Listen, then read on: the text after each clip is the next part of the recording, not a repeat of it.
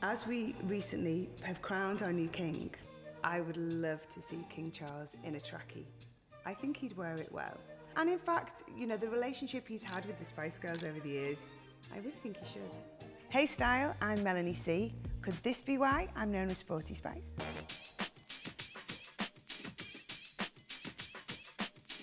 The name Sporty Spice was given to me way back in 1996 by Peter Lorraine, who was editor of Smash Hits.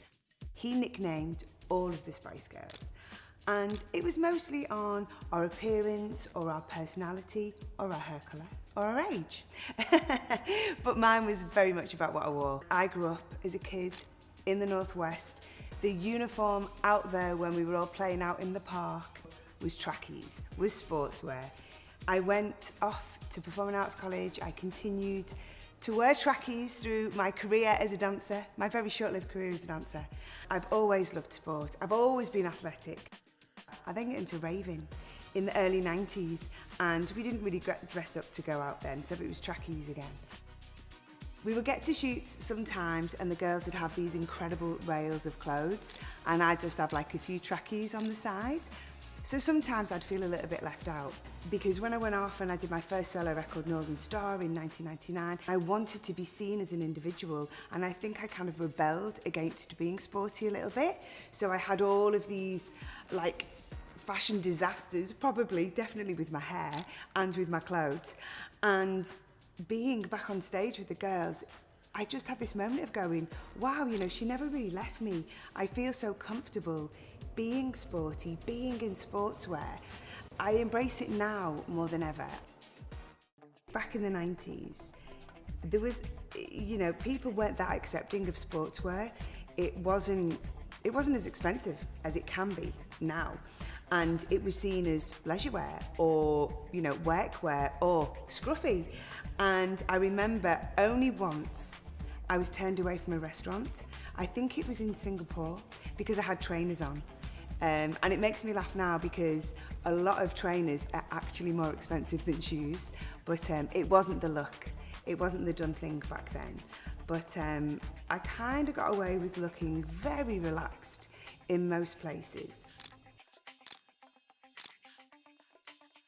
I have loved working a lot closer with the LGBTQ+ community in the last few years, something that of course started with the Spice Girls. We have an incredible following in the community.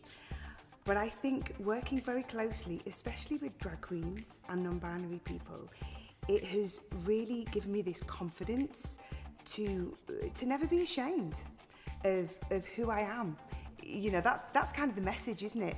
Who you are, whatever that is. And being a Spice Girl, it's something we always promoted, but I don't know whether I always felt confident enough to really own it.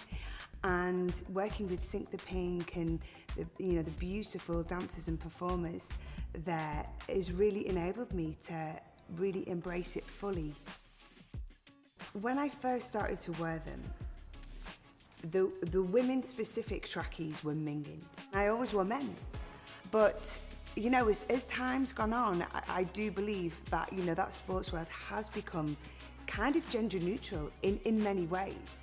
And I suppose that makes me feel comfortable because there's an expression that's used, and, you know, sometimes I've been called it over the years, like a tomboy.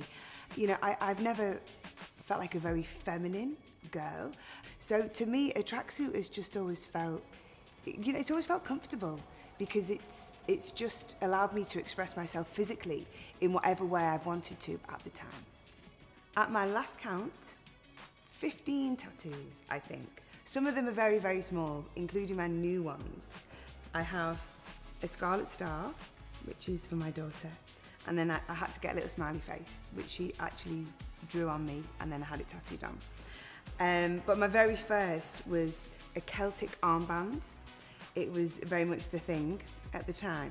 We just went into a tattoo shop on Sunset Boulevard in LA, picked a tattoo and had it done. I mean, I would never do that now, but no regrets. I think most of the Spice Girls, if they weren't tattooed on that night, they have been since.